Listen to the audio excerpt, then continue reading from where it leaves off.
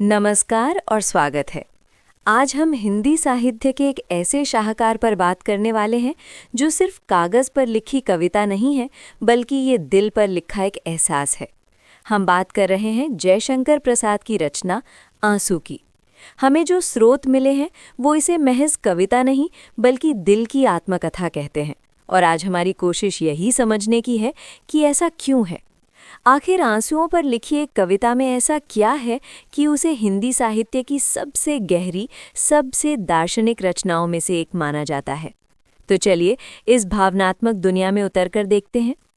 सबसे पहले तो यही सवाल उठता है कि आंसू, आमतौर पर तो इन्हें कमजोरी की निशानी माना जाता है, दुख का प्रतीक। क्या ये कविता भी इसी नज़रिए से बात करती है? ये बहुत अच्छा सवाल है, क्योंकि यहीं पर प्रसाद जी की महानता दिखती है। वो आंसुओं को बिल्कुल एक नए स्तर पर ले जाते हैं। ये कविता दुख से शुरू जरूर होती है, लेकिन ये दुख में ही खत्म नहीं होती। प्रसाद के लिए आंसू कमजोरी नहीं है, वो एक खामोश भाषा है जिसमें इंसान की आत्मा अपनी सबसे सच्ची कहानी कहती है। ये इंसान के अनुभवों का, उसकी पीड़ा का और उसके प्रेम का सबसे पवित्र रूप है। एक तरह से कहें तो आंसू वो स्याही है जिसे मन अपनी जीवनी लिखता है। मन अपनी जीवनी लिखता है, क्या खूब कहा। हमारी स्रोत इसे एक महाकाव्यात्मक लंबी कविता कहते हैं, मतलब एक एपिक लॉन्ग पोएम। जब हम महाकाव्य शब्द सुनते हैं तो मन में युद्ध, बड़े बड़े नायक और महान घटनाओं की तस्वीरें बनती हैं। क्या आंसू में भी ऐसी कोई कहानी है? कहानी तो है, लेकिन वो किसी बाहरी दुनिया की नहीं, बल्कि इंसान के मन की, उसकी भीतरी दुनिया की कहानी है।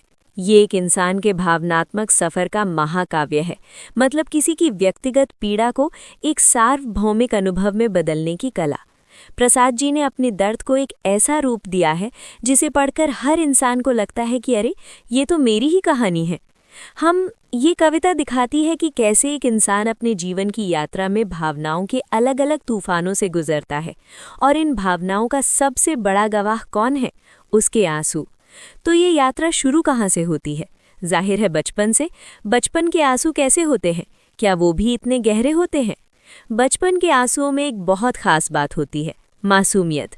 वो गहरे नहीं होते, बल्कि सच्चे होते हैं। आप सोचिए, किसी खिलौने के टूटने पर या माँ की हल्की सी डांट पर या घुटने पर छोटी सी चोट लगने पर जो आंसू आते हैं, उनमें दुनिया की कड़वाहट नहीं होती। वो दुख का पहला अनुभव होते हैं, जीवन की पहली पीड़ा से एक परिचय। लेकिन वो एक बादल की तरह होते हैं जो बरसकर चला जाता है और आसमान फिर साफ हो जाता है। उनमें मतलब यौवन जैसी कोई जटिलता या कोई गहरा जख्म नहीं होता। हाँ, और बचपन की चोट जल्दी भर भी जाती है। लेकिन जब इंसान बचपन की उस मासूम दुनिया से बाहर निकलकर जवानी की दहलीज पर कदम रखता है, तब तो सब कुछ बदल जाता है। भावनाएं, रिश्ते, दुनिया को देखने का नज़रिया और शायद आंसू भी। बिल्कुल। और प्रसाद इसी चरण को, यानी यौवन को, जीवन का सबसे तीव्र और भावनात्मक दौर मानते हैं। उनका कहना है कि हमारे जीवन के सबसे बड़े, सबसे गहरे और सबसे यादगार आंसू इसी उम्र में बहते हैं, क्योंकि यही वो दौर है जब इंसान पहली बार दुनिया की सच्चाइयों से पूरी ताकत से टकराता है। ऐसा क्यों है? इस दौर में ऐसा क्या खास होता है जो इतनी गहरी पीड़ा देता है? क्योंकि इस दौर में हर एहसास अपने चरम पर होता है। पहला प्यार और उसके साथ मिली पहली गहरी चोट, बड़े बड़े सपने देखना और फिर उन सपनों को अपनी आंखों के सामने टूटते हुए देखना, दिल का टूटना, जो शायद इस उम्र का सबसे तकलीफ दे अनुभव होता है ना? इंसान का अहम या स्व इसी उम्र में आकार ले रहा होता है, और जब उस पर चोट लगती है तो दर्द बहुत गहरा होता है। ये आंसू किसी टूटे खिलौने के लिए नहीं, बल्कि टूटे हुए भरोसे, टूटी उम्मीदों और टूटे हुए दिल के लिए होते हैं। इसीलिए ये आंसू सिर्फ आंखों से नहीं, बल्कि सीधे रूह से निकलते हैं। मतलब बचपन के आंसू सतह पर होते हैं, लेकिन यौवन के आंसू सीधे दिल की गहराई से आते हैं और शायद हमेशा के लिए एक निशान छोड़ जाते हैं। एकदम सही। आप कह सकते हैं कि बचपन की चोट भर जाती है, लेकिन यौवन का दर्द वो याददाश्त का हिस्सा बन जाता है। वो हमें बनाता है, हमें बदलता है। प्रसाद के लिए ये आंसू महज पानी की बूंदें नहीं, ये जीवन के अनुभव का वो सार है जो हमें हमेशा याद रहता है कि हमने कितनी शिद्दत से जिया, कितनी शिद्दत से प्यार किया और कितनी शिद्दत से दर्द महसूस किया। यौवन का ये तूफानी दौर गुजरने के बाद आता है जीवन का तीसरा पड़ाव, प्रौढ़ावस्था। तो क्या इसका मतलब ये है कि तब तक इंसान इतना मजबूत हो जाता है कि आंसू आना बंद हो जाते हैं? क्या वो सब कुछ सहना सीख जाता है? नहीं, आंसू रुकते नहीं हैं, उनका स्वरूप और उनका अर्थ बदल जाता है। और ये इस कविता का सबसे खूबसूरत हिस्सा है। प्रौढ़ावस्था में आंसू अब सिर्फ व्यक्तिगत दुख या शिकायत के नहीं रह जाते, बल्कि वे एक गहरी समझ और एक स्वीकृति के बन जाते हैं। व्यक्ति अपनी पीड़ा से ऊपर उठकर उसे एक बड़े परिप्रेक्ष्य में देखने लगता है। ये तो बहुत गहरा विचार है, इसे थोड़ा और समझाएंगे? जरूर। यहाँ एक बहुत खूबसूरत प्रतीक है जिसका हमारी स्रोत में जिक्र है। प्रसाद कहते हैं, जीवन एक नदी है, आंसू उसका जल है और मनुष्य उसका यात्री है।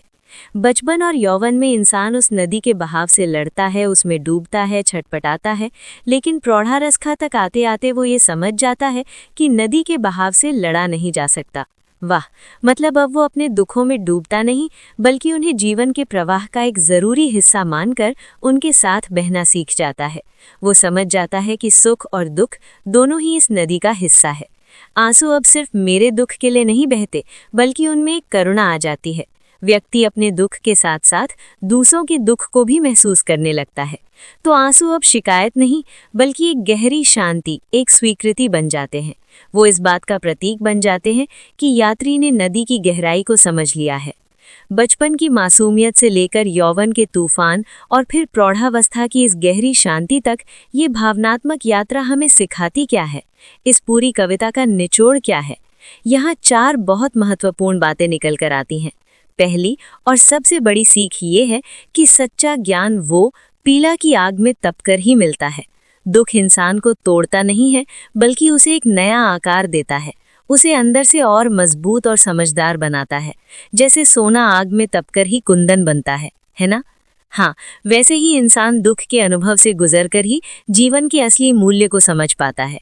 अच्छा, पीड़ा से ज्ञान मिलता है, ये बात तो समझ आती है, लेकिन समाज में तो रोने को, आंसू बहाने को हमेशा कमजोरी की निशानी माना गया है। क्या प्रसाद जी इस सोच को चुनौती देते हैं?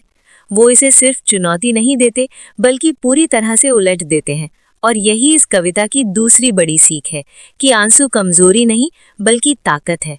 ये एक क्रांतिकारी विचार है। कविता कहती है कि आंसू मन के मैल को धो देते हैं, दिल के बोझ को हल्का कर देते हैं। ये एक तरह की शुद्धिकरण की प्रक्रिया है, जिसे कैथारसिस कहते हैं।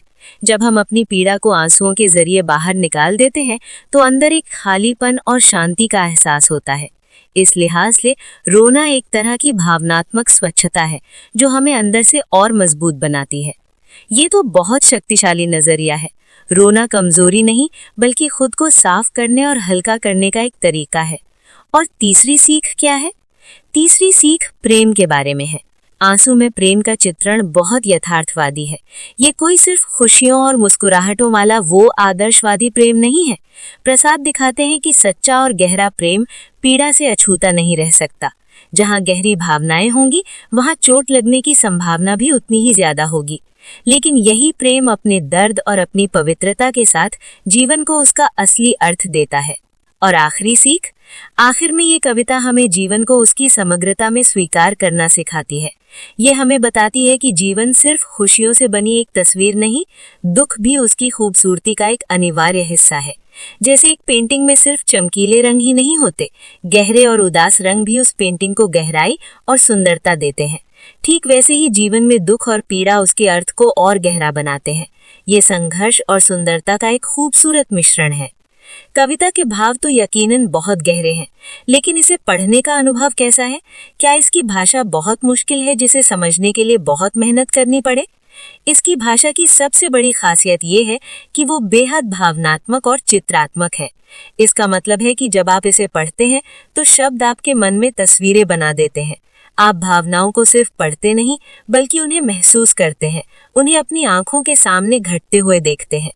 भाषा बहुत परिष्कृत और संस्कृत निष्ठ है, लेकिन उसमें भावनाओं की सच्चाई इतनी गहरी है कि वो भाषा की दीवारों को तोड़कर सीधे पाठक के दिल तक पहुंच जाती है।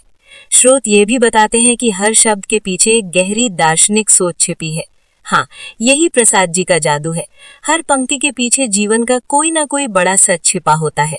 इसे पढ़ते पढ़ते एक पल ऐसा आता है जब आप भूल जाते हैं कि आप किसी और की लिखी कविता पढ़ रहे हैं। आपको लगता है कि ये तो मेरी ही मन की आवाज है जिसे कोई और शब्द दे रहा है।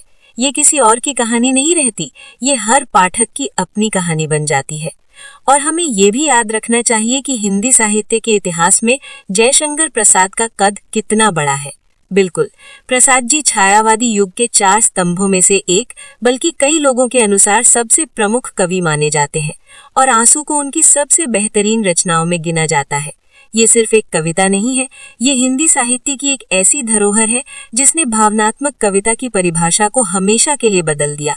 तो कुल मिलाकर आंसू महज एक कविता नहीं है, ये इंसान के मन की गहराइयों में उतरने का एक न्योता है। ये बचपन की पहली चोट से शुरू होकर यौवन के प्रेम और पीड़ा के सागर से गुजरते हुए प्रौढ़ावस्था के शांत किनारे पर पहुंचने की एक पूरी यात्रा है। ये प्रेम, पीड़ा और अंत में मिलने वाले ज्ञान की एक अमर कहानी है। एकदम, ये कविता हर उस इंसान के लिए है जो जीवन को सिर्फ सतह पर नहीं जीना चाहता, बल्कि उसके अर्थ की तलाश में गहरे उतरने का साहस रखता है। ये उन लोगों के लिए है जो अपनी भावनाओं को, अपने दर्द को और अपनी खुशी को गहराई से समझना चाहते हैं। ये दिल को छू लेने वाली भाषा में प्रेम और पीड़ा की एक ऐसी खूबसूरत अभिव्यक्ति है जो आज भी उतनी ही प्रासंगिक है जितनी तब थी जब ये लिखी गई थी। आज की इस चर्चा से एक आखिरी विचार मन में आता है जो सीधे कविता के मूल भाव से जुड़ा है और हम चाहते हैं कि हमारे श्रोता इस पर सोचें। कविता की एक पंक्ति है कि आंसू वो भाषा है जिसमें दिल अपनी कहानी कहता है। ये एक बहुत ही सुंदर और गहरी बात है। तो सोचने वाली बात ये है कि अगर हमारे आंसू बोल सकते, अगर उन्हें शब्द मिल जाते, तो वे हमारे जीवन की कौन सी अनकही कहानी सुनाते। वो कौन से दुख, कौन सी खुशियां और कौन से राज हैं जो दुनिया नहीं जानती, सिर्फ हमारे आंसू जानते हैं।